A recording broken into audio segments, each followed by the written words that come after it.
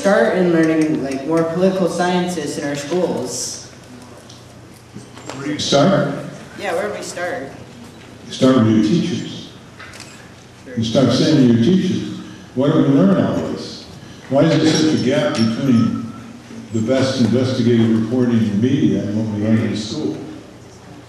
A lot of times. Is there? Who's got control of this?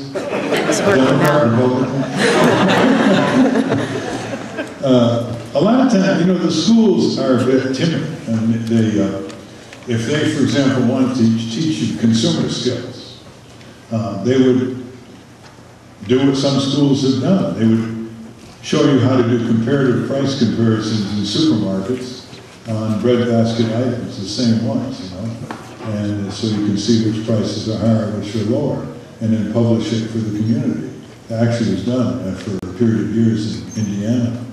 Or they would have you go down and if you had a complaint on something you bought, you go down to small claims court. You don't need a lawyer, you just need to describe your complaint, fill out a little one-page form, and explain it to the judge, and the judge will make a decision. Doesn't have to be Judge Judy either. You watch Judge Judy? Judge Judy? You know Judge Judy? You should, she's making more money than Oprah now. So, let's say you're drinking water and you wonder if it's clean. Well, you would learn about the drinking water safety law that we got through Congress.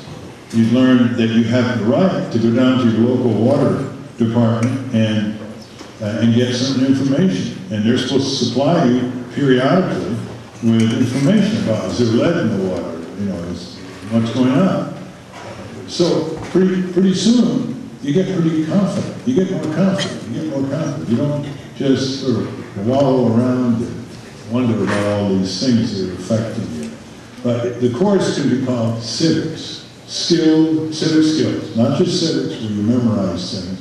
Civic skills where you, with your teachers, you analyze a problem in your town, or analyze an injustice, or analyze a need, or analyze a solution, and you put your mind to it.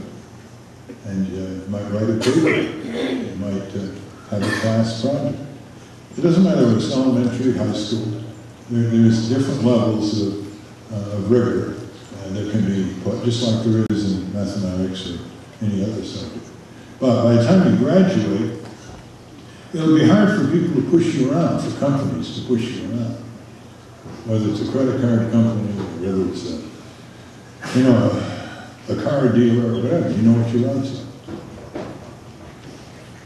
So you've got to ask your teacher and your principal. Are you in high school? No, I'm in the junior high. Okay, ask your teacher and principal about it. Actually, there's a junior high school in Ashland, Virginia, where the students actually proposed this project. They said, here's a dollar bill. Let's see, let's see. They had a dollar bill, and I got $2 bills. You ever see a $2 bill?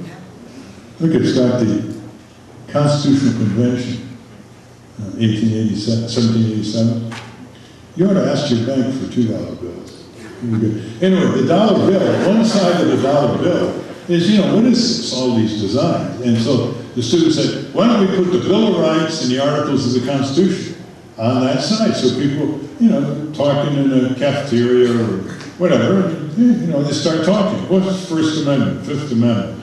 And it's a real conversation started. They got 120 members of the House to put a bill in to order the Mint to redesign the dollar bill. And then it just stalled 11 years ago. Looks like the vending machine industry got to some of the people on the Hill. But every year, he has his students study the Constitution in the context of changing the dollar bill. It's pretty exciting. It only costs $500,000 to change the machinery in the U.S. Mint to do this. And so I met them a few months ago, and they started reciting all the Bill of Rights and all the Articles of the Constitution. And so I said to the teacher, I said, is this just memorization, or do these youngsters really know what is behind these names, like the Fifth Amendment. And he said, why don't you try it? So there were about 15 of them. So how about you? What's the Seventh Amendment? They knew it all. Now I think they were motivated because they were part of this effort to change the dollar bill in America. And one of these days they'll get through. And in a few days we're going to put out a press release urging all middle school teachers, social studies teachers, to get their children, their youngsters involved. It's one way to get involved in the presidential campaign, because the Constitution is under great discussion. It's being violated by our unrevered president daily. It's being ignored by Congress, and it's really a hot period of our lives for constitutional understanding and observance. And they really feel like they're part of something big. So, did that require more money? No. Did that require a new school classroom? New equipment? No.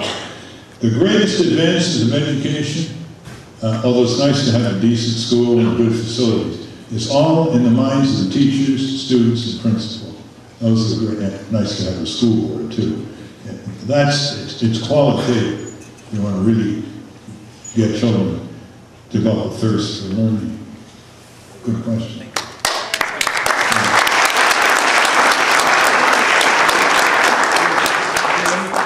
Hold on. Let me give you a $2 bill with the Constitutional Convention. It's the only time I've ever given a question money. But I did ask for the question, not before.